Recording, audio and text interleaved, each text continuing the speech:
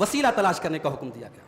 اس آیت کا بڑا مس یوز ہوتا ہے, بڑا غلط اس کا استعمال ہوتا ہے, اور ہمارے بعض بھائی جو ہے اپنے نقلی وسیلہ کو ثابت کرنے کے لیے قرآن کی اس آیت کو پیش کرتے ہیں. یا ایھا الذین آمنوا اتقوا اللہ وابتغوا الیہ الوسیلہ, اے ایمان والو اللہ سے ڈرو اور اللہ کی بارگاہ میں وسیلہ تلاش کرو. وجاہدوا فی سبیلہ, اور اللہ کی راہ میں جہاد کرو. لعلکم تفلحون, تاکہ تم کامیاب ہو جاؤ. وسیلہ سے کیا مراد ہے؟ ہمارے یہاں عام طور سے وسیلہ سے مراد کیا مانا جاتا ہے؟ ذریعہ. بھئی اللہ تک پہنچنے کے لیے ہمیں ذریعہ چاہیے. اللہ ڈائریکٹ ہماری نہیں سنے گا, اللہ سے مانگنا ہے تو ہمیں کسی نہ کسی کا وسیلہ لگانا پڑے گا. اب یہ جتنی مزارات ہیں, جتنی درگاہیں ہیں, جتنے یہ آستانے ہیں, یہ سب قرآن کی اسی آیت کو بیس بنا کے کہ صاحب اللہ کہہ رہا ہے وسیلہ تلاش کرو, تو ہم وسیلہ تلاش کر رہے ہیں. اب ہر شہر میں, ہر گلی میں, ہر نگر میں صاحب بہت سارے اولیاء اللہ ہیں, اور ان کے در پہ اور ان کے آستانے پہ لوگ جا کے سر جھکا رہے ہیں, اور دلیل کیا دے رہے ہیں؟ صاحب یہ تو وسیلہ ہے, ہم تو ان کو اللہ کی بارگاہ میں وسیلہ مان کے بیٹھے ہیں. لیکن کیا قرآن کی آیت کا یہی مطلب ہے میرے بھائی؟ کیا نعوذ باللہ اللہ تعالیٰ واقعی میں ڈائریکٹ ہماری نہیں سنتا ہے, اور اللہ کو سنانے کے لیے ہمیں کسی کو میڈیم اور کسی کو وسیلہ اور ذریعہ بنانے کی ضرورت ہے؟ اگر یہ صحیح ہے تو پھر قرآن کے دوسرے پارے کی اس آیت کا کیا مطلب ہے؟ وَإِذَا سَأَلَكَ عِبَادِي عَنِّي فَإِنِّي قَرِيبٌ, اے میرے نبی جب آپ سے میرے بندے میرے بارے میں سوال کرے تو آپ بتا دیجئے میں تو قریب ہوں. اجیب دعوت الداعی, میں تو ہر دعا کرنے والے کی دعا کو سنتا ہوں, ہر پکارنے والے کی پکار کو سنتا ہوں.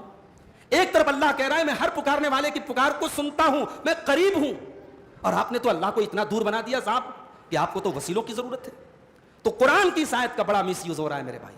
یہاں وسیلہ سے مراد وہ وسیلہ ہے ہی نہیں جس کو ہم وسیلہ سمجھتے ہیں. یہ اردو کا وسیلہ نہیں, یہ عربی کا وسیلہ ہے, اور عربی میں وسیلہ کہتے ہیں تقرب حاصل کرنا. الحمدللہ رب العالمین والعاقبۃ للمتقین والصلاة والسلام علی سید الانبیاء والمرسلین وعلی آلہ وصحبہ اجمعین ومن تبعهم بإحسان إلى يوم الدین. اما بعد, اعوذ باللہ من الشیطان الرجیم. بسم اللہ الرحمن الرحیم. لا يحب اللہ الجہر بالسوء من القول الا من ظلم وکان اللہ سمیعا علیما. آج کے درس میں قرآن کریم کے چھٹے پارے کی کچھ آیتوں کو ہم سمجھنے کی کوشش کریں گے. چھٹے پارے کی پہلی آیت ابھی میں نے آپ کے سامنے پڑھی. اس آیت کریمہ میں اللہ تبارک و تعالی نے ایک ایسی چیز کو بیان کیا ہے جو اللہ کو پسند نہیں ہے. لا يحب اللہ الجہر بالسوء من القول. اللہ تبارک و تعالیٰ کو کسی کی برائی بیان کرنا, کسی کی برائی کا چرچا کرنا پسند نہیں ہے. الا من ظلم, صرف مظلوم کو اجازت ہے, جس کے اوپر ظلم ہوا ہو اس کو اجازت ہے کہ وہ ظالم کے خلاف بول سکتا ہے. اس میں دو نقطہ ہے. پہلا نقطہ یہ ہے کہ اللہ تبارک و تعالی برائی کرنا تو بہت دور کی بات ہے, برائی کا چرچا کیا جائے, برائی کو بیان کیا جائے, یہ بھی اللہ کو پسند نہیں ہے. اور دوسری بات یہ معلوم ہوئی کہ مظلوم جس کے اوپر ظلم ہوتا ہے اللہ کے یہاں اس کا بڑا مقام ہے. مظلوم کو ایکسیپشن دیا گیا, مظلوم کو اس حکم سے الگ رکھا گیا کہ نہیں تم اپنے اوپر ہونے والے ظلم کو بیان کر سکتے ہو. اچھا مظلوم کو کیوں اجازت دی گئی؟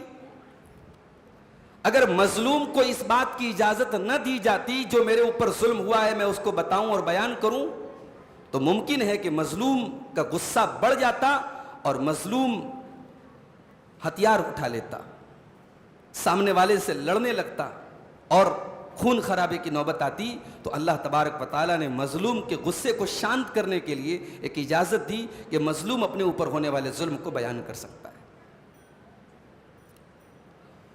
اس کے بعد یہودیوں کے جرائم بیان کیے گئے. یہودیوں نے حضرت عیسیٰ کو قتل کرنے کی کوشش کی, حالانکہ وہ قتل نہیں کر پائے. انہوں نے حضرت عیسیٰ کے بجائے ان کے ایک ہم شکل کو قتل کر دیا، لیکن وہ یہی سمجھتے رہے کہ ہم نے عیسیٰ کو قتل کر دیا، یعنی اپنی سمجھ کے حساب سے انہوں نے اس دور کے پیغمبر کو، اس دور کے نبی کو قتل کر دیا، اور اپنے اس عمل کے اوپر وہ فخر کرتے تھے اور علی اعلان کہتے تھے کہ ہاں ہم نے قتل کیا ہے۔ وَقَوْلِهِمْ إِنَّا قَتَلْنَا الْمَسِيحَ عِيسَى ابْنَ مَرْيَمَ رَسُولَ اللَّهِ، ان یہودیوں کے اوپر اللہ کی لعنت برسی، ان کے اوپر اللہ کا غضب ہوا۔ کیوں ہوا؟ اس لیے کہ یہ کہا کرتے تھے اِنَّا قَتَلْنَا الْمَسِيحَ، ہم نے مسیح کو قتل کیا، ہم نے عیسیٰ ابن مریم کو قتل کیا، ہم نے اللہ کے رسول کو قتل کیا۔ حالانکہ وہ رسول مانتے نہیں تھے حضرت عیسیٰ کو، لیکن یہ ان کی ڈھٹائی تھی کہ وہ حضرت عیسیٰ کو انہوں نے قتل کرنے کی کوشش کی اور ڈھٹائی کے ساتھ کہتے تھے ہاں ہم نے اس عیسیٰ کو قتل کر دیا جو اپنے آپ کو اللہ کا رسول کہتا تھا۔ اب اللہ تبارک و تعالیٰ نے ان کا یہ قول نقل کرنے کے بعد اب ان کی تردید کی۔ وَمَا قَتَلُوهُ وَمَا صَلَبُوهُ، نہ تو انہوں نے عیسیٰ کو قتل کیا، نہ تو انہوں نے عیسیٰ کو صلیب پہ چڑھایا، وَلَٰكِن شُبِّهَ لَهُمْ، بلکہ ان کو تو شک میں ڈال دیا گیا، ان کو حضرت عیسیٰ کی جگہ انہوں نے کسی اور کو صلیب پہ چڑھایا اور یہی سمجھتے رہے کہ ہم نے عیسیٰ کو صلیب پہ چڑھایا۔ اس کے بعد فرمایا وَإِنَّ الَّذِينَ اخْتَلَفُوا فِيهِ لَفِي شَكٍّ مِّنْهُ، جو لوگ حضرت عیسیٰ کے بارے میں اختلاف کر رہے ہیں وہ شک میں مبتلا ہیں۔ حضرت عیسیٰ کے بارے میں یہودیوں کا عقیدہ کیا تھا؟ وہ ان کو نعوذ باللہ حرام کا بیٹا مانتے تھے، کہتے تھے ولد الزنا ہے وہ، نعوذ باللہ، ان کو اللہ کا رسول نہیں مانتے تھے۔ عیسائیوں نے کیا کیا؟ ان کو اللہ کا بیٹا بنا دیا۔ تو یہودیوں نے بھی اختلاف کیا، عیسائیوں نے بھی اختلاف کیا۔ اللہ فرما رہا ہے وَإِنَّ الَّذِينَ اخْتَلَفُوا فِيهِ لَفِي شَكٍّ مِّنْهُ، جن لوگوں نے عیسیٰ علیہ السلام کے بارے میں اختلاف کیا وہ تو شک میں پڑے ہوئے ہیں۔ مَا لَهُمْ بِهِ مِنْ عِلْمٍ إِلَّا اتِّبَاعَ الظَّنِّ، ان کے پاس کوئی علم نہیں ہے، کوئی نالج نہیں ہے، وہ تو صرف گمان کی پیروی کر رہے ہیں۔ وَمَا قَتَلُوهُ يَقِينًا، اور یہودیوں نے حضرت عیسیٰ کو قتل نہیں کیا تھا، بَلْ رَفَعَهُ اللَّهُ إِلَيْهِ، بلکہ اللہ تبارک و تعالیٰ نے حضرت عیسیٰ کو اپنے اوپر اپنی طرف اٹھا لیا تھا، ان کو زندہ آسمان پر اٹھا لیا تھا۔ وَكَانَ اللَّهُ عَزِيزًا حَكِيمًا، اور اللہ تعالیٰ تو بہت عزت والا، بہت حکمت والا ہے۔ یہ آخر میں یہ کیوں کہا کہ عزت والا اور حکمت والا ہے؟ اللہ تبارک و تعالیٰ عزت والا ہے، اس کے کسی پیغمبر کو اس طریقے سے صلیب پہ چڑھا دیا جائے، اس کے کسی رسول کو اس طریقے سے صلیب پہ چڑھا دیا جائے اور لوگ فخر کریں، یہ نہیں ہو سکتا۔ وَكَانَ اللَّهُ عَزِيزًا، اللہ کہہ رہا میں عزت والا ہوں، میں نے حضرت عیسیٰ کو بچا لیا۔ اب قیامت کے پہلے حضرت عیسیٰ علیہ السلام دنیا میں آئیں گے، اور اس بارے میں اللہ کے رسول صلی اللہ علیہ وسلم کی بالکل صحیح ترین حدیثیں موجود ہیں، بخاری اور مسلم کی متفق علیہ حدیثیں موجود ہیں۔ صحیح بخاری کی ایک حدیث میں اللہ کے نبی فرماتے ہیں والذی نفسی بیدہ، اس اللہ کی قسم جس کے ہاتھ میں میری جان ہے، لیوشکن ان ینزل فیکم ابن مریم، وہ وقت بہت قریب آ چکا ہے جب عیسیٰ ابن مریم دنیا میں نازل ہوں گے، حکمن عدلا، وہ انصاف کرنے والے بن کر کے آئیں گے، وہ جسٹس کرنے والے اور فیصلہ کرنے والے بن کر کے آئیں گے، فیکسر الصلیب، وہ صلیب کو توڑیں گے، ویقتل الخنزیر، اور سور کو قتل کریں گے، سور کو ختم کر دیں گے دنیا سے، ویضع الجزیہ، اور وہ جزیہ کا کانسیپٹ ختم کر دیں گے۔ حضرت عیسیٰ علیہ السلام جب آئیں گے تو جزیہ کا کانسیپٹ نہیں ہوگا، یہودیوں اور عیسائیوں سے جزیہ نہیں لیا جائے گا، ان کو ڈائریکٹ اسلام کی دعوت دی جائے گی، اسلام قبول ہے تو ٹھیک ہے ورنہ جنگ کرو۔ اور حضرت عیسیٰ علیہ السلام اس وقت کے جتنے یہود و نصارہ ہوں گے یا تو وہ ایمان لائیں گے یا پھر ان سے جنگ کر کے ان کو ختم کریں گے۔ اور اسی دور میں اللہ کے نبی فرماتے ہیں کہ مال بہت بڑھ جائے گا، مال اتنا بڑھ جائے گا حتیٰ لا یقبل عاد، کہ کوئی مال کو قبول کرنے والا، کوئی صدقہ لینے والا نہیں ہوگا، حتیٰ تکون سجدۃ الواحد تو خیر من الدنیا وما فیہا، اور مال لوگوں کی نظر میں اتنا حقیر ہو جائے گا کہ اللہ کی بارگاہ میں ایک سجدہ کرنے والا اور ایک سجدہ دنیا کی تمام دولت سے اور نعمت سے بڑھ کے ہو جائے گا۔ تو قیامت کے پہلے وہ دور آئے گا میرے بھائیوں جب حضرت عیسیٰ علیہ السلام دنیا میں آئیں گے، اور قرآن کریم کی آیت اس بات کی واضح دلیل ہے کہ حضرت عیسیٰ مرے نہیں ہیں، ان کو موت نہیں آئی ہے بلکہ اللہ نے ان کو زندہ آسمان پہ اٹھا لیا ہے۔ اس کے بعد یہودیوں کے اوپر اللہ تبارک و تعالیٰ کا ایک عذاب آیا، اس عذاب کا اللہ نے ذکر کیا ہے. کیا عذاب آیا؟ عذاب یہ آیا کہ اللہ تبارک و تعالیٰ نے کچھ حلال چیزوں کو ان کے اوپر حرام کر دیا. فَبِظُلْمٍ مِّنَ الَّذِينَ هَادُوا حَرَّمْنَا عَلَيْهِمْ طَيِّبَاتٍ أُحِلَّتْ لَهُمْ. ان یہودیوں کے ظلم و ستم کی وجہ سے، ان کے گناہوں کی وجہ سے ہم نے ان کے اوپر پاکیزہ چیزوں کو، حلال چیزوں کو حرام کر دیا. وَبِصَدِّهِمْ عَنْ سَبِيلِ اللَّهِ كَثِيرًا. یہ یہودی لوگوں کو اللہ کے راستے سے روکا کرتے تھے. وَأَخْذِهِمُ الرِّبَا، اور سود اور بیاج کو کھایا کرتے تھے. وَقَدْ نُهُوا عَنْهُ، جب کوئی ان کو سود اور بیاج کو کھانے سے منع کیا گیا تھا. وَأَكْلِهِمْ أَمْوَالَ النَّاسِ بِالْبَاطِلِ، اور یہ لوگوں کا مال ناجائز طریقے سے کھایا کرتے تھے. یعنی ان کے گناہوں کی وجہ سے اللہ تبارک و تعالیٰ نے کچھ چیزیں ان کے اوپر حرام کر دی. لیکن ہماری شریعت میں ایسا نہیں ہے. ہماری شریعت میں کوئی ایسی چیز حرام نہیں ہے جو پاک ہو. کوئی پاکیزہ چیز، کوئی اچھی چیز ہماری شریعت میں حرام نہیں ہے.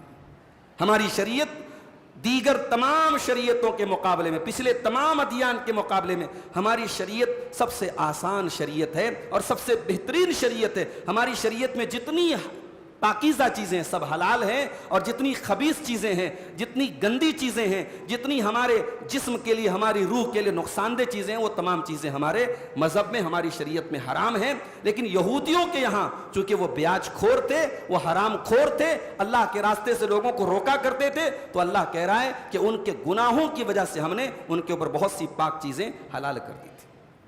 جیسے وہ بکرے کا اور اونٹ کا گوشت تو کھاتے تھے مگر اس کی چربی حرام تھی ان کے اوپر. اس طریقے سے اور کئی چیزیں ان کے اوپر حرام تھی. اس کے بعد اللہ تبارک و تعالیٰ قرآن کریم کے بارے میں ایک بات کہتا ہے کہ قرآن کریم اللہ کا علم ہے. قرآن کریم اللہ کا علم ہے، اللہ کی نالج ہے. آئیے وہ آیت کریمہ دیکھتے ہیں. لیکن اللہ یشہد بما انزل الیک، اللہ تبارک و تعالیٰ گواہی دے رہا ہے کہ اے نبی جو کتاب آپ کے اوپر اتاری گئی ہے، انزلہ بعلمہ، اس کتاب کو اللہ تعالیٰ نے اپنے علم کے ذریعے اتارا ہے. یہ کتاب اللہ تعالیٰ کے علم کے اوپر مشتمل ہے. والملائکۃ یشہدون، اور فرشتے بھی اس بات کے اوپر گواہی دے رہے ہیں. وکفیٰ باللہ شہیدا، اور اللہ تعالیٰ تو خود گواہ ہونے کے لیے کافی ہے. قرآن کریم کی آیت سے معلوم ہوا کہ قرآن اللہ کا علم ہے، اس لیے قرآن کے اندر کوئی کنٹراڈکشن نہیں ہو سکتا. قرآن کے اندر کوئی تناقض، کوئی ٹکراؤ والی بات، کوئی ایسی بات کہ جو آپس میں ٹکرا رہی ہو، ایسی بات قرآن میں نہیں ہو سکتی. قرآن اللہ کے علم میں ظاہر ہے کہ کوئی کمی نہیں ہو سکتی. قرآن کریم کو اللہ نے اپنے علم کے ذریعے اتارا ہے. اور اسی لیے حضرت عبد الرحمن السلمی جب قرآن پڑھاتے تھے تو اپنے اسٹوڈنٹ سے کہا کرتے تھے، اپنے طلبہ سے کہا کرتے تھے کہ قد اخذت علم اللہ، تم نے آج قرآن نہیں سیکھا، تم نے اللہ کا علم سیکھ لیا. اور آج دنیا کا کوئی انسان تجھ سے افضل نہیں ہو سکتا ہے. علم کے معاملے میں تجھ سے افضل نہیں ہو سکتا ہے، عمل کے معاملے میں افضل ہو سکتا ہے. کیوں؟ کیونکہ تو نے دنیا والوں کا علم حاصل نہیں کیا، تو نے اللہ کا علم حاصل کیا. قرآن اللہ کا علم ہے. اس کے بعد اہل کتاب کو غلو سے منع کیا گیا. غلو کس کو کہتے ہیں؟ غلو کا مطلب ہوتا ہے کسی چیز کی پراپر لمٹ کو کراس کرنا.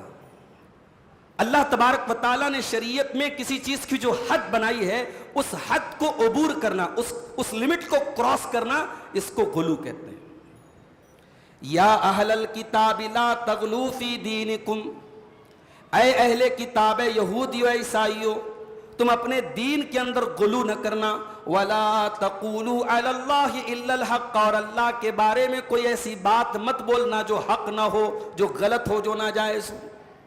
دین کے اندر غلو مت کرنا. اب یہ غلو کیسے کیا انہوں نے، عیسائیوں نے، یہودیوں نے؟ آگے اللہ نے وضاحت کی. اِنَّمَا الْمَسِيحُ عِيسَى ابْنُ مَرْيَمَ رَسُولُ اللَّهِ، اے عیسائیوں، اے یہودیوں، مسیح عیسیٰ ابن مریم تو اللہ کے رسول ہیں. وَكَلِمَتُهُ أَلْقَاهَا إِلَى مریم، اور اللہ کے کلمہ ہے جو اللہ نے مریم کی طرف ڈالا. وَرُوحٌ مِّنْهُ، اور اللہ کی طرف سے روح ہے. فَآمِنُوا بِاللَّهِ وَرُسُلِهِ، تو تم اللہ کے اوپر بھی ایمان لاؤ اور اللہ کے سارے رسولوں کے اوپر ایمان لاؤ. یہودی حضرت عیسیٰ کو اللہ کا نبی مانتے ہی نہیں تھے. یہودی ہمارے نبی کو اللہ کا نبی مانتے ہی نہیں تھے. عیسائی حضرت عیسیٰ کو اللہ کا بیٹا مانتے تھے اور ہمارے نبی کو نبی نہیں مانتے تھے. تو اللہ نے کہا یہ تو تمہارا ڈبل اسٹینڈرڈ ہے. کہ تم ایک رسول کو مان رہے ہو، ایک رسول کو نہیں مان رہے ہو. فآمنوا باللہ ورسلہ، تم اللہ کے اوپر ایمان لاؤ، اس کے رسولوں کے اوپر ایمان لاؤ. ولا تقولوا ثلاثہ، اور یہ مت کہو کہ اللہ تین ہے. یہودیوں کا ایک، عیسائیوں کا ایک عقیدہ ہے، ٹرینٹی کا عقیدہ. وہ کہتے ہیں معبود تین ہیں. حضرت عیسیٰ کو بھی معبود مانتے ہیں، اور حضرت مریم کو بھی معبود مانتے ہیں، اور روح القدس کو بھی معبود مانتے ہیں. وہ کہتے ہیں تین، ان کا تین کا عقیدہ ہے. اللہ نے فرمایا وَلَا تَقُولُوا ثَلَاثَ، یہ مت کہو کہ معبود تین ہیں. انتہوا خیرا لکم، باز آ جاؤ، اسی میں تمہاری بھلائی ہے. انما اللہ الہ واحد، تمہارا معبود تو صرف ایک ہے. سبحانہ ان یکون لہ ولد، وہ پاک ہے اس بات سے کہ اس کا کوئی بیٹا ہے. لہ ما فی السماوات وما فی الارض وکفا باللہ وکیلا، وہ زمین و آسمان کی تمام چیزوں کا مالک ہے، اور وہ ہر چیز، ہر انسان کا کارساز ہے، سب کا کارساز، سب کی مدد کرنے والا ہے.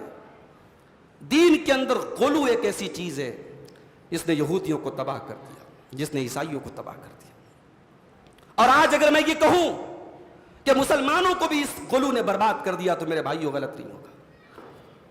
کیا عیسائیوں نے صرف غلو کیا؟ کیا صرف یہودیوں نے غلو کیا؟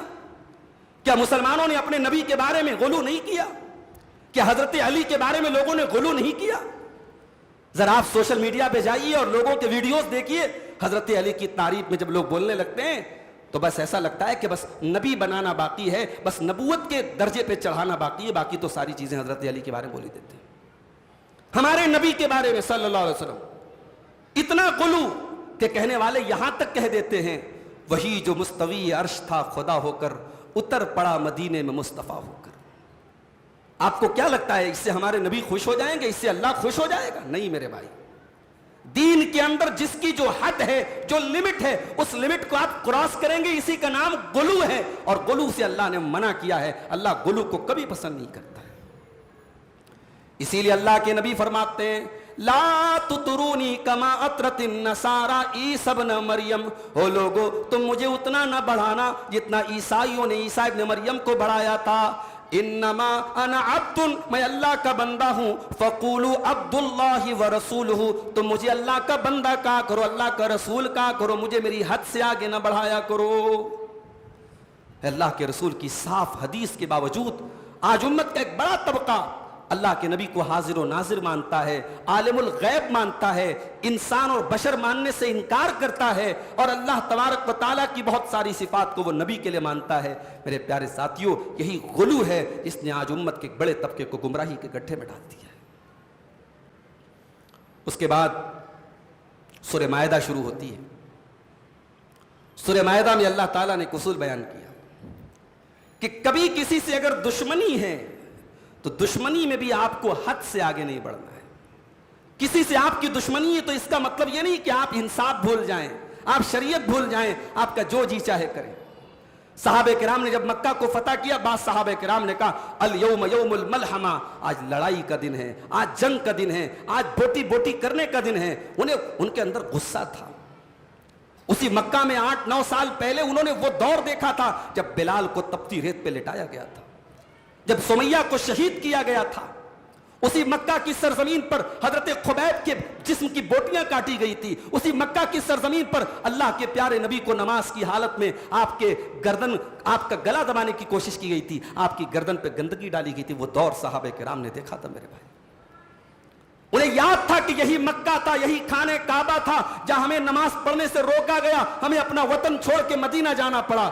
ان کے دل میں، ان کے دماغ میں جوش تھا، جنون تھا.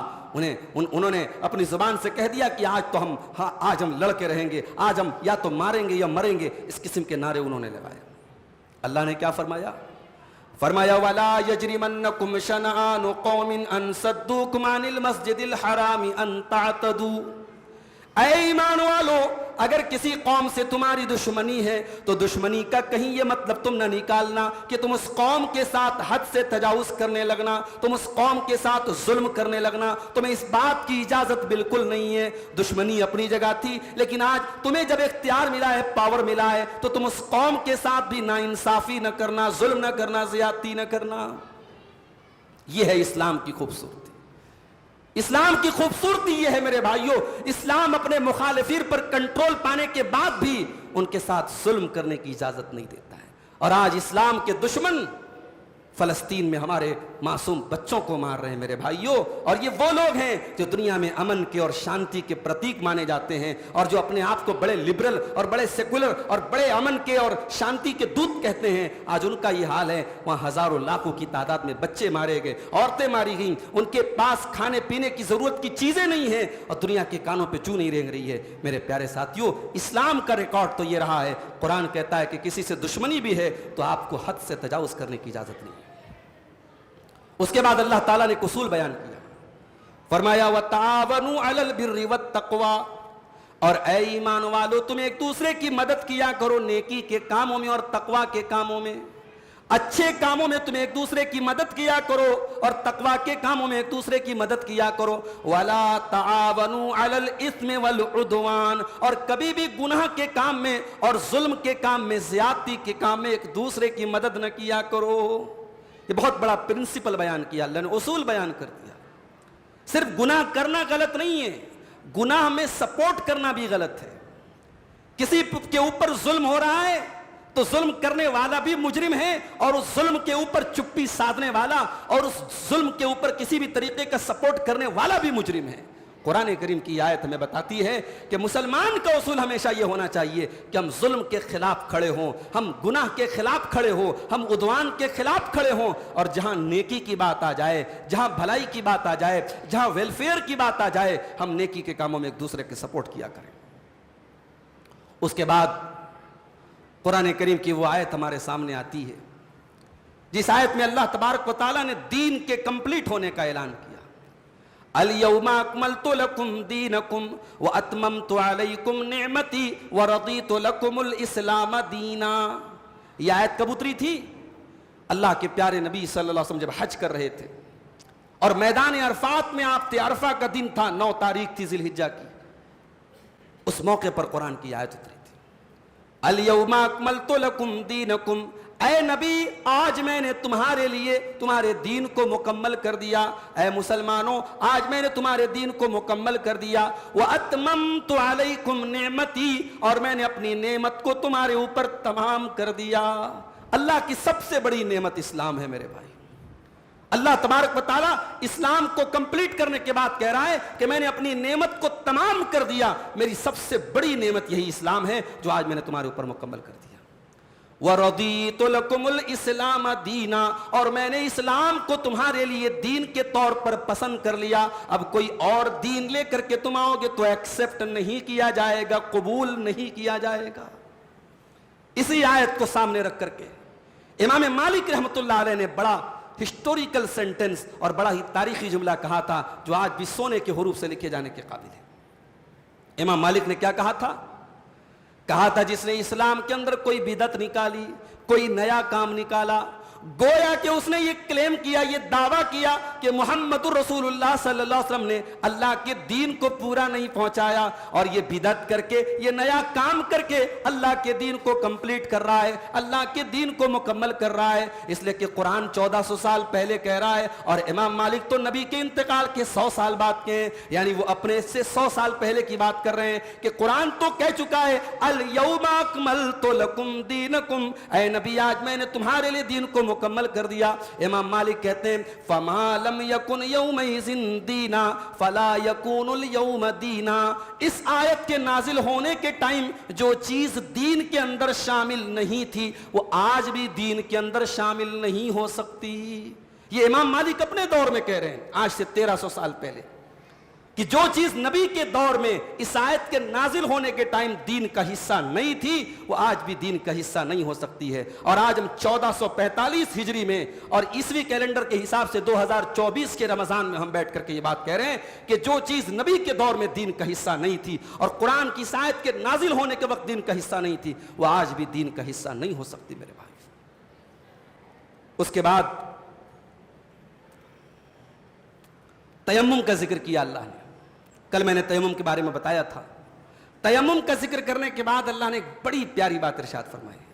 فرمایا ما یرید اللہ لیجعل علیکم فی الدین من حرج، ما یرید اللہ لیجعل علیکم من حرج، اللہ تبارک و تعالی تمہارے اوپر کسی قسم کی تنگی اور پریشانی کو نہیں ڈالنا چاہتا ہے، ولیکن یرید لیطہرکم، بلکہ اللہ تبارک و تعالی تو یہ چاہتا ہے کہ تم کو پاک اور صاف کر دے، ولیتم نعمتہ علیکم، اور اپنی نعمت کو تمہارے اوپر تمام کر دے، لعلکم تشکرون، تاکہ تم اللہ کا شکریہ ادا کرو۔ اس کا مطلب یہ ہوا کہ ہمارے دین میں کہیں کوئی تنگی نہیں ہے، ہمارے دین میں ہر چیز کا الٹرنیٹ موجود ہے، زندگی میں کوئی ایسی سچویشن نہیں ہے جہاں دین ہماری رہنمائی نہ کرتا ہو۔ اگر آپ پریشانی میں ہیں، تکلیف میں ہیں، تو عبادتوں میں اللہ تعالیٰ نے آسانی کی۔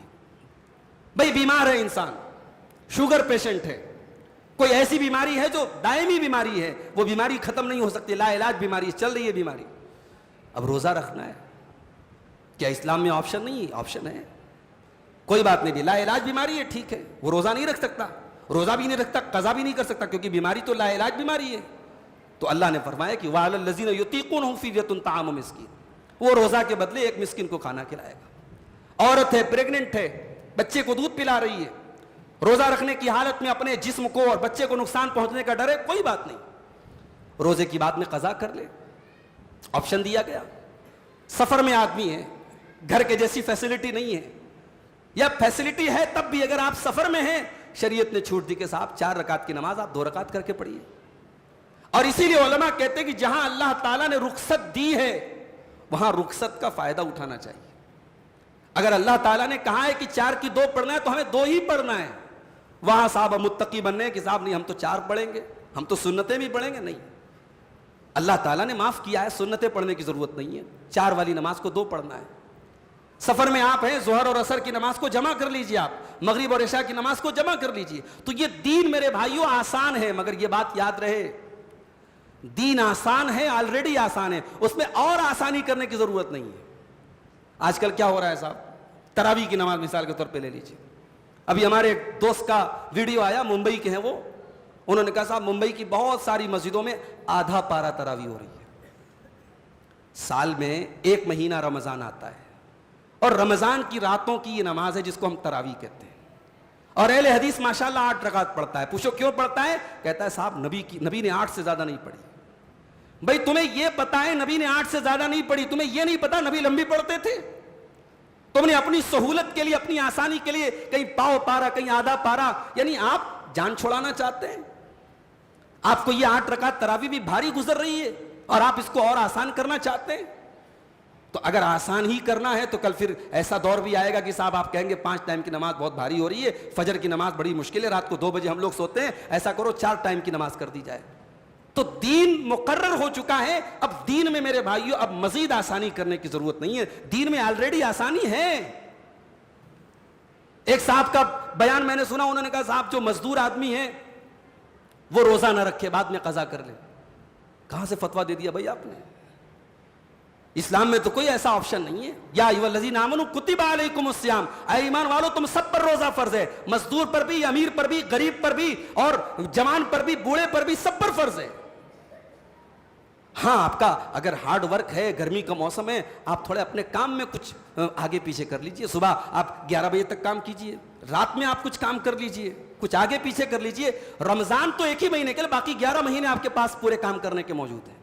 آپ کے پروفیشن کو دیکھ کر، آپ کے کام کو دیکھ کر، آپ کے لیبر کو دیکھ کے روزہ معاف کر دیا جائے، یہ آپشن نہیں ہے اسلام میں میرے بھائی۔ تو دین آسان ہے، مگر دین کو آسان کرنے کے چکر میں دین میں تحریف کرنا یہ بالکل بھی مناسب نہیں، یہ بات یاد رکھیے۔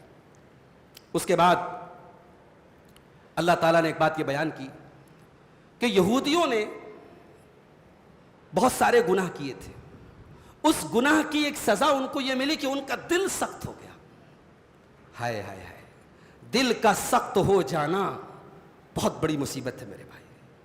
اور آج مجھے کہنے دیجئے کہ ہم سب کی پرابلم یہی ہے کہ ہمارا دل سخت ہو گیا ہے، ہمارے دل بڑے کٹھور ہو گئے، بڑے ہارڈ ہو گئے، اور اس کی دلیل یہ ہے کہ قرآن کی آیتیں اور نبی کی حدیثیں اور یہ تقریریں اور یہ وعظ و نصیحت کی مجلسیں ہمارے اندر کوئی چینجنگ نہیں لا رہی، کوئی فرق نہیں پیدا ہو رہا ہے، ہمارے سماج میں جو بگاڑ ہے وہ برابر بڑھتا چلا جا رہا ہے۔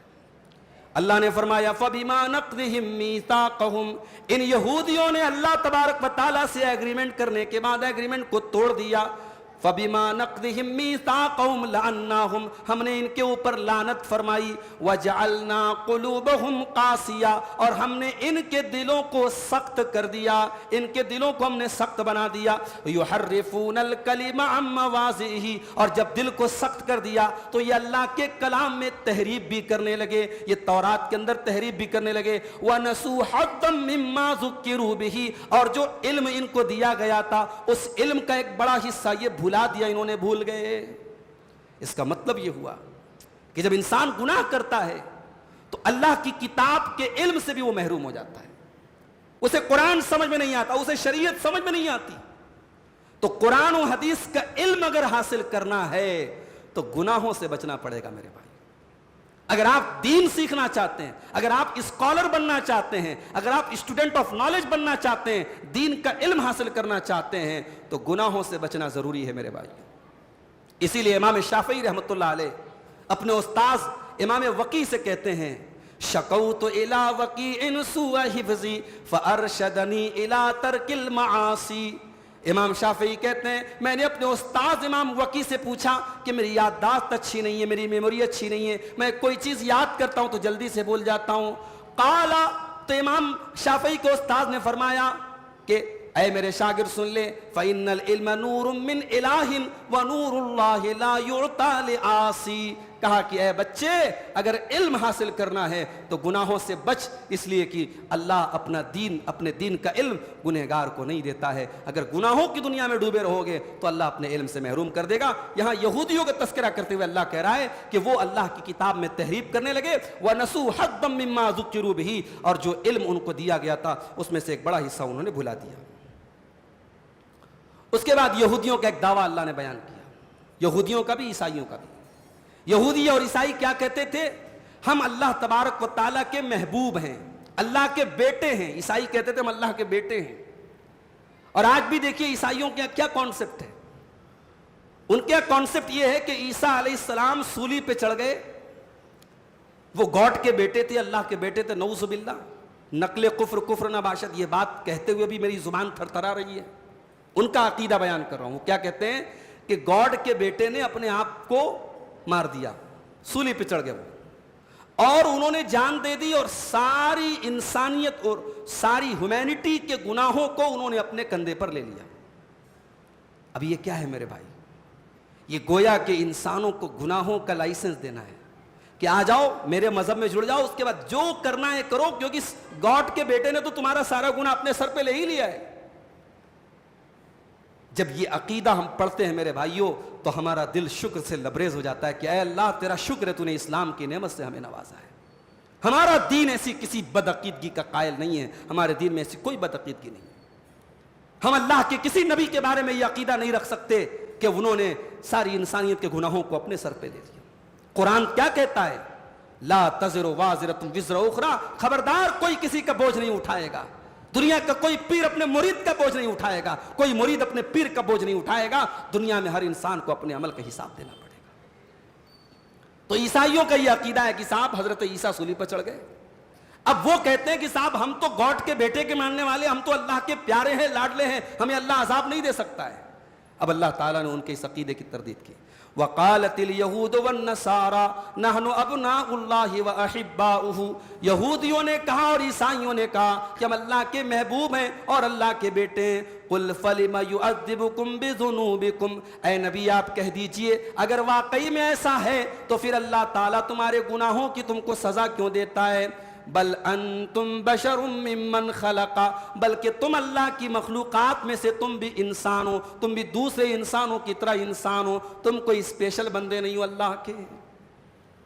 یغفر لمن یشاء ویعذب من یشاء، اللہ جس کو چاہتا ہے بخشتا ہے اور جس کو چاہتا ہے عذاب دیتا ہے. اے عیسائیوں، اے یہودیوں، تم اللہ کے کوئی اسپیشل بندے نہیں ہو، تم پر اللہ کا عذاب آیا. یہودیوں کی قوم بندر بنا دی گئی، عیسائیوں پر دنیا میں مختلف دور میں اللہ کا عذاب آیا. یہ عذاب بتا رہا ہے کہ تم کوئی اسپیشل مخلوق نہیں ہو. اللہ تبارک و تعالیٰ کے ہاں تمہارا عمل دیکھا جائے گا، تمہارا عقیدہ دیکھا جائے گا، تم کوئی اسپیشل مخلوق نہیں ہو. اس کے بعد اللہ تعالیٰ نے حضرت موسیٰ کا واقعہ بیان کیا. حضرت موسیٰ اپنی قوم کے ساتھ جا رہے ہیں، بنی اسرائیل کے ساتھ. اللہ تعالیٰ کی طرف سے یہ آپشن دیا گیا کہ اے موسیٰ اپنی قوم کو لے کر کے جاؤ اور بیت المقدس میں داخل ہو جاؤ. اور بیت المقدس میں اس وقت ایک قوم تھی جس کا نام عمالقہ تھا، اور بڑی خطرناک قوم تھی، بڑی لڑاکو قوم تھی، بڑے لمبے چوڑے ڈھیل ڈول کے لوگ تھے وہ. اللہ تعالیٰ نے حضرت موسیٰ سے کہا کہ اے موسیٰ اپنی قوم سے کہو کہ ان سے لڑے، اور جب ان سے لڑیں گے ہم ان کو انشاءاللہ کامیابی عطا کریں گے، ان کو فتح عطا کریں گے. لیکن حضرت موسیٰ کی جو قوم تھی وہ انتہائی نالائق قوم تھی. جب حضرت موسیٰ نے ان سے کہا کہ چلو اس شہر میں بیت المقدس میں داخل ہو جاؤ اور دشمن سے مقابلہ کرو، تو اتنی بڑی بدتمیز اور گستاخ قوم تھی. اس نے کیا جواب دیا تھا یہ قرآن کی روشنی میں دیکھتے ہیں. قالوا یا موسیٰ انا لن ندخلها ابدا. انہوں نے کہا کہ اے موسیٰ ہم ہرگز اس بستی میں داخل نہیں ہوں گے ما داموا فیہا، جب تک اس بستی میں عمالقہ موجود ہیں، وہ لڑاکو قوم موجود ہے، وہ لڑنے والے لوگ موجود ہیں. اے موسیٰ ہم اس بستی میں داخل نہیں ہوں گے. فاذهب انت وربك فقاتلا انا هاهنا قاعدون. اے موسیٰ جاؤ تم جا کر کے لڑو اور اپنے رب سے کہو کہ وہ جا کر کے لڑے، اور ہم یہاں بیٹھ کر کے تماشا دیکھیں گے، ہم نہیں لڑنے جائیں گے. اللہ اکبر. موسیٰ علیہ السلام اپنی قوم سے یا قوم کہتے ہیں، اے میری قوم کے لوگوں. اور اتنی بدتمیز قوم ہے کہ اپنے نبی سے یہ نہیں کہتی اے اللہ کے نبی، اے اللہ کے رسول، بلکہ نام لے کے کہتی ہے اے موسیٰ. اور اتنی بدتمیز قوم ہے کہ کہتی ہے جا کے تم لڑو اور تمہارا رب لڑے، ہم تو بیٹھ کے تماشا دیکھیں گے. یہ موسیٰ کی قوم تھی. اور ہمارے نبی کے صحابہ کا کیا حال تھا میرے بھائی. جنگ بدر کے موقع پر جب اللہ کے پیارے نبی نے صحابہ کرام سے مشورہ کیا اور ایک میٹنگ بلائی اور صحابہ کے سامنے اپنے منشا رکھا کہ ہم چاہتے ہیں کہ دشمن سے ہماری مڑ بھیڑ ہونے والی ہے، ہمیں لڑنا چاہیے، جنگ کرنا چاہیے، تو اس موقع پر صحابہ کرام نے کیا جملے کہے تھے میرے بھائی.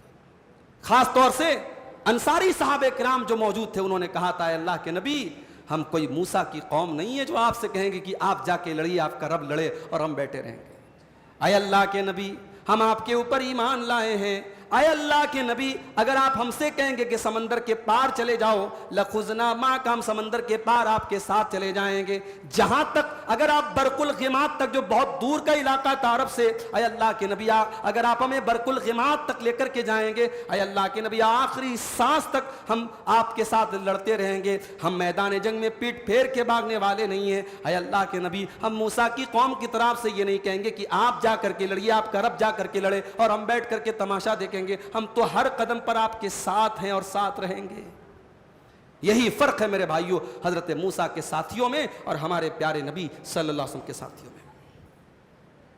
اس کے بعد آدم کے 2 بیٹوں کا واقعہ بیان ہوا.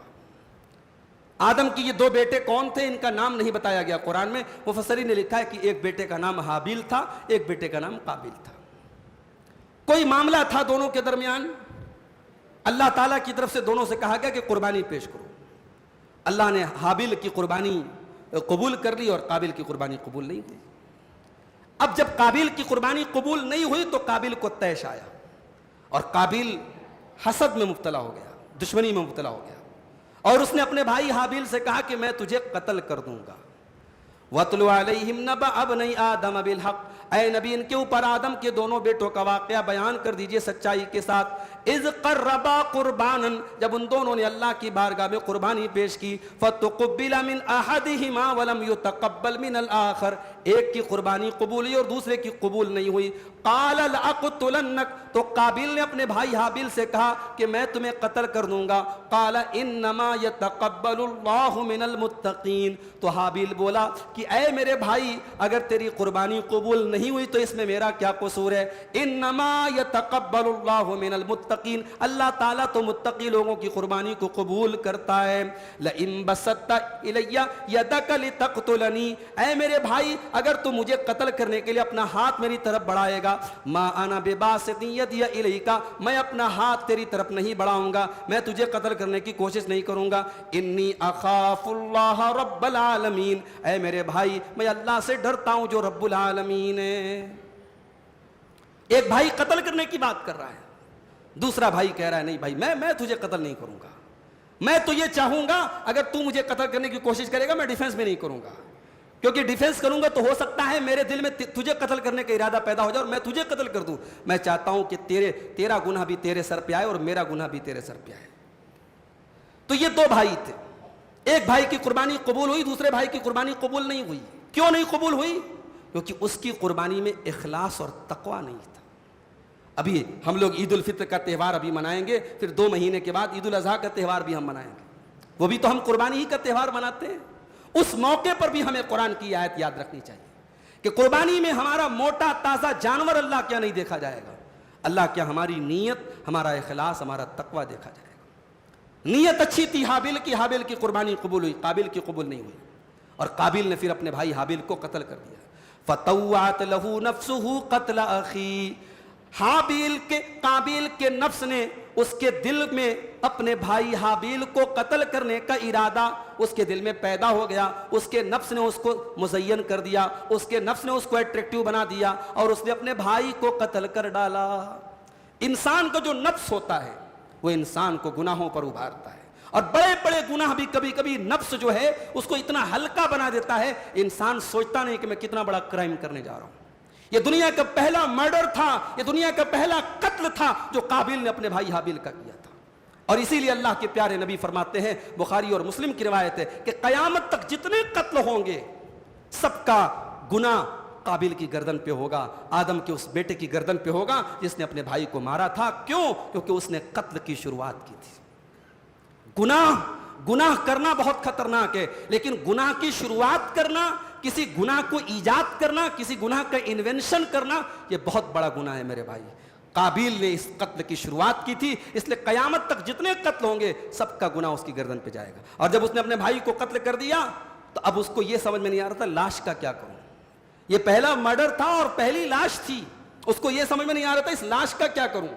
فبعث اللہ غرابا, اللہ نے ایک کوے کو بھیجا اور اس کوے نے دوسرے کوے کو جو مر چکا تھا اس کو زمین میں گڈھا کھود کر کے اس کو اس کے سامنے جب دفن کیا, تب اس کو سمجھ میں آیا کہ وہ یہ طریقہ ہے اپنے بھائی کو دفنانے کا. تو اس نے کہا تھا کہ یا ویلتا اعجزت ان اکون مثل ھذا الغراب, ہائے میری بربادی, میں اس کوے سے بھی گیا گزرا ہو گیا اور اپنے بھائی کو دفن کرنے کا طریقہ بھی مجھے ایک کوے سے سیکھنا پڑا. تو فواری سوءۃ اخی فاصبح من النادمین, تو قابیل کو اپنے اس کام پہ شرمندگی ہوئی, وہ شرمندہ ہوا مگر پچھتانے سے کچھ حاصل نہیں ہوا. وہ ہمارے حسد اتنی خطرناک چیز ہے, جب انسان حسد کی آگ میں مبتلا ہوتا ہے اپنے بھائی کو قتل تک کر دیتا ہے.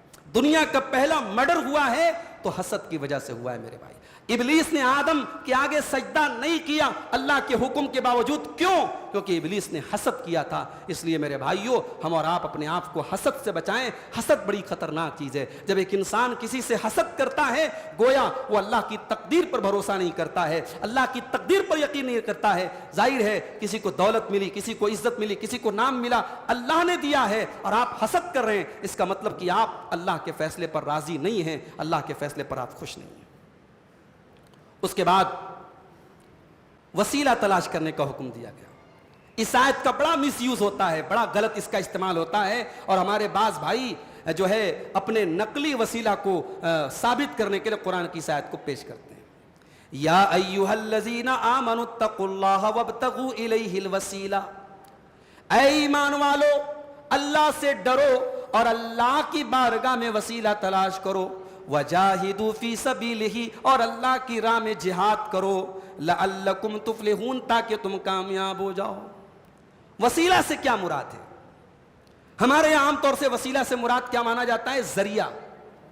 بھئی اللہ تک پہنچنے کے لیے ہمیں ذریعہ چاہیے. اللہ ڈائریکٹ ہماری نہیں سنے گا. اللہ سے مانگنا ہے تو ہمیں کسی نہ کسی کا وسیلہ لگانا پڑے گا. اب یہ جتنی مزارات ہیں, جتنی درگاہیں ہیں, جتنے یہ آستانے ہیں, یہ سب قرآن کی اسی آیت کو بیس بنا کے کہ صاحب اللہ کہہ رہا ہے وسیلہ تلاش کرو, تو ہم وسیلہ تلاش کر رہے ہیں. اب ہر شہر میں, ہر گلی میں, ہر نگر میں صاحب بہت سارے اولیاء اللہ ہیں اور ان کے در پہ اور ان کے آستانے پہ لوگ جا کے سر جھکا رہے ہیں, اور دلیل کیا دے رہے ہیں؟ صاحب یہ تو وسیلہ ہیں, ہم تو ان کو اللہ کی بارگاہ میں وسیلہ مان کے بیٹھے ہیں. لیکن کیا قرآن کی اس آیت کا یہی مطلب ہے میرے بھائی؟ کیا نعوذ باللہ اللہ تعالیٰ واقعی میں ڈائریکٹ ہماری نہیں سنتا ہے اور اللہ کو سنانے کے لیے ہمیں کسی کو میڈیم اور کسی کو وسیلہ اور ذریعہ بنانے کی ضرورت ہے؟ اگر یہ صحیح ہے تو پھر قرآن کے دوسرے پارے کی اس آیت کا کیا مطلب ہے؟ وَإِذَا سَأَلَكَ عِبَادِي عَنِّي فَإِنِّي قَرِيبٌ، اے میرے نبی جب آپ سے میرے بندے میرے بارے میں سوال کرے تو آپ بتا دیجئے میں تو قریب ہوں، اجیب دعوت الداعی، میں تو ہر دعا کرنے والے کی دعا کو سنتا ہوں، ہر پکارنے والے کی پکار کو سنتا ہوں۔ ایک طرف اللہ کہہ رہا ہے میں ہر پکارنے والے کی پکار کو سنتا ہوں، میں قریب ہوں، اور آپ نے تو اللہ کو اتنا دور بنا دیا صاحب کہ آپ کو تو وسیلوں کی ضرورت ہے۔ تو قرآن کی اس آیت کا بڑا مس یوز ہو رہا ہے میرے بھائی۔ یہاں وسیلہ سے مراد وہ وسیلہ ہے ہی نہیں جس کو ہم وسیلہ سمجھتے ہیں، یہ اردو کا وسیلہ نہیں، یہ عربی کا وسیلہ ہے، اور عربی میں وسیلہ کہتے ہیں تقرب حاصل کرنا۔ یہاں اللہ کہہ رہا ہے کہ اے میرے بندو میرا تقرب حاصل کرو، اور تقرب کیسے حاصل کرو گے اسی آیت میں طریقہ بھی بتا دیا۔ اتقوا اللہ، اللہ سے ڈرو، اللہ کا تقوی اختیار کرو، حرام چیزوں سے بچو، ناجائز چیزوں سے بچو، تب تم اللہ کے مقرب بن جاؤ گے، اور نیک عمل کرتے رہو۔ اور نیک عمل جب کرنا ہے تو سب سے بہترین عمل اللہ نے فرمایا وَجَاهِدُوا فِي سَبِيلِهِ، اللہ کی راہ میں جہاد کرو، اس لیے کہ جہاد سے بڑا کوئی عمل نہیں ہے جس میں جان بھی قربان ہوتی ہے، مال بھی قربان ہوتا ہے، انرجی بھی جاتی ہے، اور انسان سر سے پیر تک اور تن من دھن سب کچھ لگاتا ہے، اس سے بڑی کوئی قربانی نہیں ہے۔ اس لیے جب اللہ نے وسیلہ کا ذکر کیا تو جہاد کا ذکر کیا۔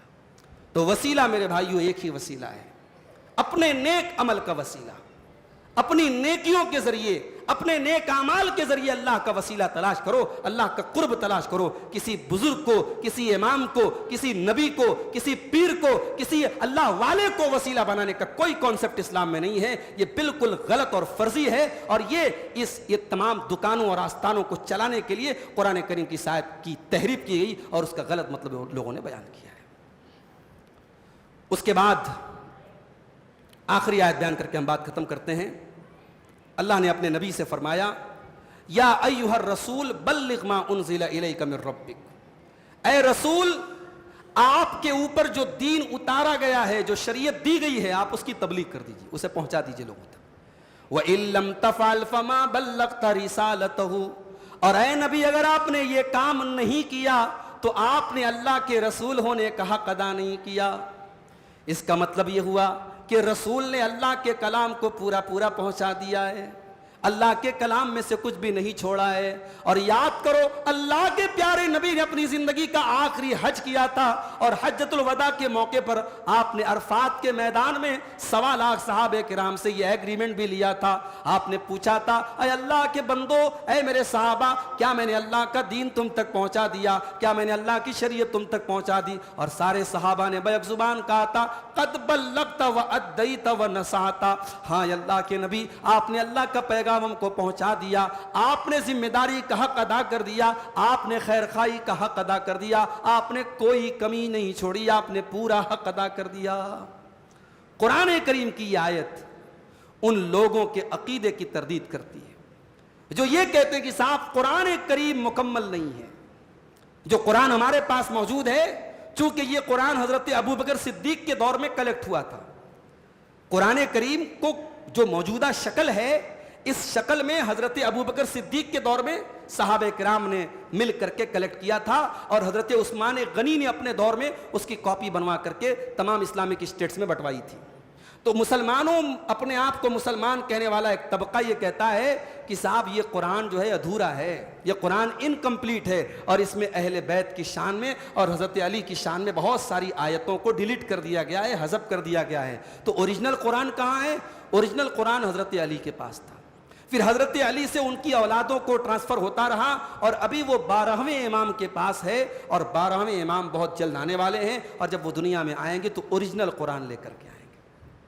اگر یہ عقیدہ صحیح مان لیا جائے، اس کا مطلب یہ ہوا کہ اللہ کے نبی نے اللہ کا دین صحیح طریقے سے نہیں ادا کیا، اللہ کا رب کا قرآن صحیح طریقے سے نہیں پہنچا پائے، تو میرے بھائیوں قرآن کریم کی اس آیت کا انکار ہو جائے گا۔ اللہ کہہ رہا ہے وَإِن لَّمْ تَفْعَلْ فَمَا بَلَّغْتَ رِسَالَتَهُ، اے نبی اگر آپ نے ایسا نہیں کیا تو آپ پھر رسالت کا حق آپ ادا نہیں کریں گے۔ اس کے بعد اللہ کہتا ہے وَاللَّهُ يَعْصِمُكَ مِنَ النَّاسِ، اے نبی آپ دین کا کام کرتے رہیے، آپ کی سیکیورٹی ہمارے ذمے ہے، آپ کی حفاظت ہمارے ذمے ہے، ہم آپ کی حفاظت کریں گے، کوئی آپ کا بال باقا نہیں کر سکتا ہے۔ جب قرآن کی آیت نازل ہوئی, اللہ کے نبی نے ان صحابہ کرام سے جو آپ کے کمرے کے باہر پہرے داری کرتے تھے, آپ نے ان سے کہہ دیا کہ اب پہرے داری کرنے کی ضرورت نہیں ہے, اللہ کی سیکیورٹی مجھے مل گئی ہے. اللہ نے قرآن میں آیت نازل کر دی ہے, واللہ یعصمک من الناس, اے اللہ, اے نبی, آپ کا رب آپ کو لوگوں سے بچائے گا اور آپ کی حفاظت کرتا رہے گا. واللہ لا یہدی القوم الکافرین, اور اللہ تعالیٰ کافروں کو ہدایت نہیں دیتا ہے. میرے پیارے ساتھیوں, تو یہ قرآن کریم کی آیت یہ بتا رہی ہے کہ اللہ کے نبی نے اللہ کا دین مکمل ہم تک پہنچا دیا ہے. تو یہ چھٹے پارے کی کچھ آیتیں تھیں. یہ ایک دو سوالات آئے ہیں, ان کا جواب دے کے ہم بات ختم کرتے ہیں. ایک سوال یہ آیا ہے کہ جب انڈیا کے لوگ رمضان میں عمرہ کے لیے سعودی آخری عشرے میں جائیں تو سعودی والوں کا ایک روزہ آگے ہوتا ہے, تو عید کیسے کریں؟ ایک روزہ چھوٹ جاتا ہے, تو اس سے علماء کرام کی کیا رائے ہے؟ دیکھیے, ظاہر ہے کہ آپ اگر انڈیا کے حساب سے روزہ رکھ رہے ہیں اور آپ پھر سعودی گئے تو آپ کا ایک روزہ تو کم ہوگا, تو آپ عید تو سعودی کے حساب سے منائیں گے, جہاں آپ گئے ہیں وہاں آپ اس کے حساب سے منائیں گے. اگر مان لیجیے کہ آپ کے ملک میں 29 کا چاند ہوتا ہے عید کا, اور آپ سعودی میں گئے اور آپ نے ٹوٹل 28 روزے ہی رکھے ہیں, تو ایک روزہ آپ کو بعد میں قضا کرنا پڑے گا. اور اگر آپ کے ملک میں 30 کا چاند ہوتا ہے اور آپ سعودی گئے اور وہاں بھی 30 کا چاند ہوا لیکن آپ نے روزہ 29 ہی رکھا, تب بھی آپ ایک روزہ پورا کریں گے, بعد میں اس کی قضا کریں گے آپ. لیکن عید آپ انہی لوگوں کے ساتھ منائیں گے اور اس طریقے سے آپ اپنے روزے کو پورا کریں گے. ایک سوال یہ ہے کہ سعودی کے علماء اور قرآن میں بھی یہ ذکر ہے کہ اعتکاف صرف 3 مسجدوں میں ہوتا ہے, مسجد حرام میں, مسجد نبوی میں, مسجد اقصیٰ میں. تو کیا اللہ کے نبی صلی اللہ علیہ وسلم اور صحابہ کرام سے کوئی ایسی دلیل ہے کہ دوسری مسجد میں رہنے کی اجازت ہے؟ دیکھیے, علامہ البانی کا یہ موقف ہے, سارے سعودی علماء کا موقف نہیں ہے یہ. علامہ البانی کا یہ موقف ہے کہ اعتکاف صرف 3 مسجد میں ہو سکتا ہے, اور ان کی دلیل ایک حدیث ہے جس میں یہ الفاظ ہیں, لا اعتکاف الا فی ثلاثۃ مساجد, کہ اعتکاف صرف 3 مسجد میں ہوتا ہے, مسجد حرام میں, مسجد اقصیٰ میں اور مسجد نبوی میں. حدیث صحیح ہے, علامہ البانی نے اس کو صحیح قرار دیا ہے, لیکن دلیل کے اعتبار سے یہ موقف مضبوط نہیں ہے. مضبوط موقف یہ ہے کہ دنیا کی کسی بھی مسجد میں جہاں جمعہ کی نماز ہوتی ہو, جماعت سے نماز پڑھی جاتی ہو, وہاں اعتکاف ہو سکتا ہے. اس کی دلیل کیا ہے کہ قرآن میں اللہ تعالیٰ نے فرمایا وَأَنْتُمْ عَاكِفُونَ فِي الْمَسَاجِدِ, کہ اپنی عورتوں سے مباشرت مت کرو, اپنی بیویوں کے قریب مت جاؤ جب تم مسجدوں میں اعتکاف کر رہے ہو. تو اگر یہ صرف 3 مسجدوں کی بات ہوتی تو قرآن تو یونیورسل کتاب ہے, قرآن تو ہر دور کے لیے, ہر جگہ کے لیے. اگر صرف 3 جگہ اعتکاف ہو سکتا ہے تو پھر قرآن میں اس آیت کا کیا مطلب ہے کہ جب تم مسجدوں میں اعتکاف کرو تو اپنی بیویوں کے قریب مت جاؤ؟ اور پھر اللہ کے نبی کے جو احکامات آپ سے ملتے ہیں, صحابہ کرام سے جو احکامات ملتے ہیں اعتکاف کے تعلق سے, پھر کوئی مطلب نہیں بھائی انڈیا کا رہنے والا اور سعودی کے باہر کا رہنے والا اور مسجد اقصیٰ کے باہر کا رہنے والا جب اعتکاف کر ہی نہیں سکتا تو پھر اعتکاف کے مسئلے مسائل کا کوئی کام ہی نہیں ہے وہاں پہ. تو صحیح بات یہ ہے کہ اعتکاف کسی بھی ایسی مسجد میں ہو سکتا ہے جہاں جمعہ کی نماز ہو رہی ہو, جو جامع مسجد ہو. اب پھر اس حدیث کا کیا جواب ہے؟ تو علماء نے کہا کہ اس حدیث کا مطلب یہ ہے کہ جو فضیلت ان 3 مسجدوں میں اعتکاف کی وہ کہیں اور نہیں.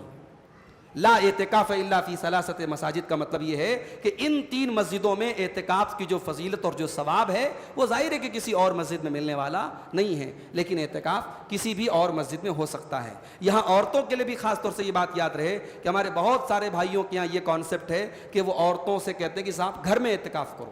تو عورت کا گھر میں اعتکاف کرنا یہ ثابت نہیں ہے.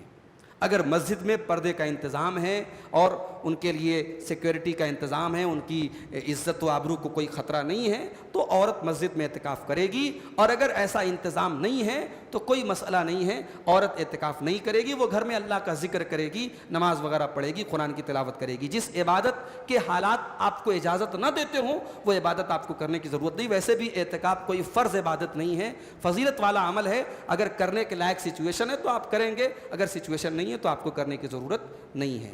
واللہ اعلم بالصواب. والسلام علیکم ورحمۃ اللہ وبرکاتہ.